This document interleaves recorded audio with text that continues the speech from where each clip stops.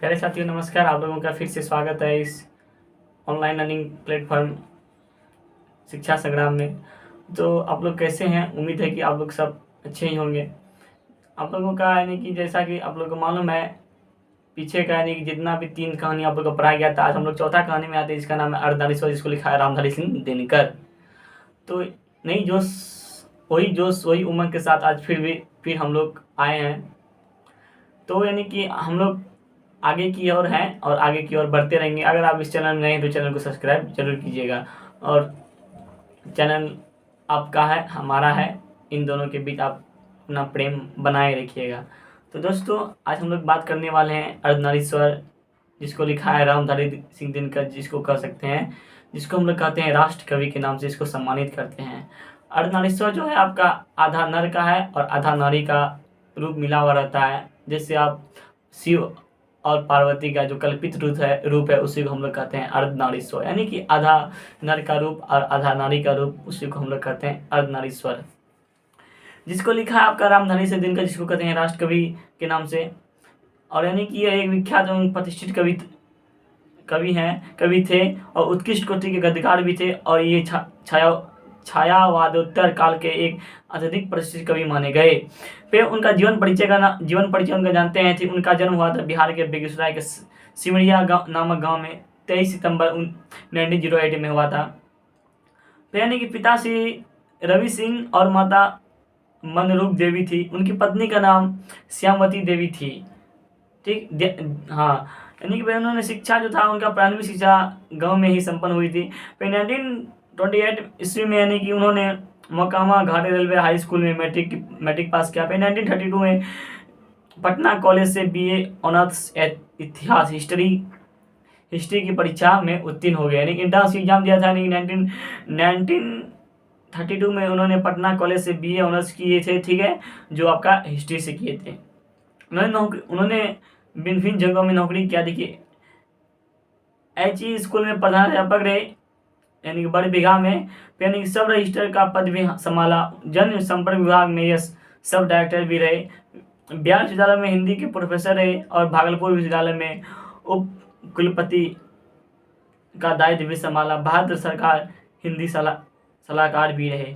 फिर उसका जो साहित्य साधना, देखिए उनकी प्रथम कविता छत्र सहोदर 1925 में प्रकाशित हुई। उसके बाद विभिन्न पत्र पत्रिकाओं में रचना छपने का क्रम प्रारंभ हो गया। उनकी कई प्रतिष्ठित कृतियां भी है। उनका कुछ काव्य है, गद्य रचनाएं हैं, जो आपका प्रणभंग है जो 1929 में, फिर आपका रेणुका है 1935 में, फिर हुंकार आपका निकाला है जो 1938 में। इस तरह से उन्होंने, आप उसका काव्य पढ़ लीजिएगा, जो यानी कि फिर उनकी गद्य थी मिट्टी की और अर्धनारीश्वर, संस्कृत के 4 अध्याय, काव्य की भूमिका, वट पीपल, शुद्ध कविता की खोज, दिनकर की डायरी आदि। उन्होंने दिनकर की डायरी जो लिखा था, उन्होंने 1773 ईस्वी में उन्होंने दिनकर का डायरी की लिखा था। इसमें हम लोग पढ़ने वाले हैं अर्धनारीश्वर, जो आपका शिव और पार्वती का कल्पित रूप है, आधा नर और आधा नारी, उसी का हम लोग पढ़ने वाले, जिसको लिखा आपका रामधारी सिंह दिनकर, जिसको हम कहते हैं राष्ट्र कवि के नाम से सम्मानित करते हैं। देखिए, अर्धनारीश्वर के निबंधकार रामधारी सिंह दिनकर हैं।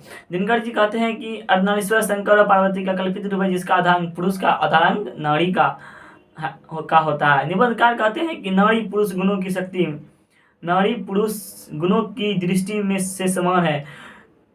एक का गुण दूसरे का दोष नहीं। प्रत्येक नर के अंदर नारी का गुण होता है, परंतु पुरुष स्त्रीण कहे जाने के डर से दबाए रखता है। यानी कि रामधारी सिंह यही कहते हैं कि यानी कि आधा नर और आधा नारी, यानी आधा पुरुष और आधा नारी का जो रूप है, उसी को हम लोग कहते हैं अर्धनारीश्वर। और जो यानी कि यह शिव और पार्वती का ये कल्पित रूप है। यानी कि इसमें ये कहते हैं कि हमारे अगर यानी कि किसी भी नर में नारी का गुण होता है, और किसी भी नारी में भी नर का गुण होता है, लेकिन नर अपने नारी वाले गुण को छुपाए रखता है, दबाए रखता है, लेकिन नारी अपने नर वाले गुण को छुपाए और दबाए नहीं रखता है। तो अगर नरों में विशेषताएं आ जाए, जैसे स्त्री में पुरुष को आनंद देने वाली रचनाएं घर की दीवारों में रहने वाली मानसिकता से उसे अलग बनाती है, और इसलिए उसे दुर्बल कहा जाने लगा। समय बीतने के साथ ही पुरुष महिलाओं के अधिकार को दबाता गया। यानी कि इसमें ही कह रहे हैं, आजकल हम लोग भी देखते हैं यानी कि पुरुष और महिलाओं को समान दर्जा नहीं दिया जाता है, जबकि समान दर्जा मिलना चाहिए। पुरुष और नारी को भी समान दर्जा मिलना चाहिए। जिसमें पुरुष की हाथ है तो उसमें महिलाओं की भी हाथ है, उसमें स्त्री की भी हाथ है। आज हमारी बहन माताएं भी कहीं कम नहीं है। सब क्षेत्र में बहन माताएं भी आगे आगे की ओर है। पुरुष के मामले में स्त्री भी आजकल हमारे आगे की ओर है। यानी कि इसमें यानी कि रामधारी सिंह दिनकर यही कहते हैं, हमारे जो इस क्षेत्र में नर और नारी को समान गुण नहीं दिया जाता है। उसी के बात को लेकर इन्होंने रामधारी सिंह दिनकर इस निबंध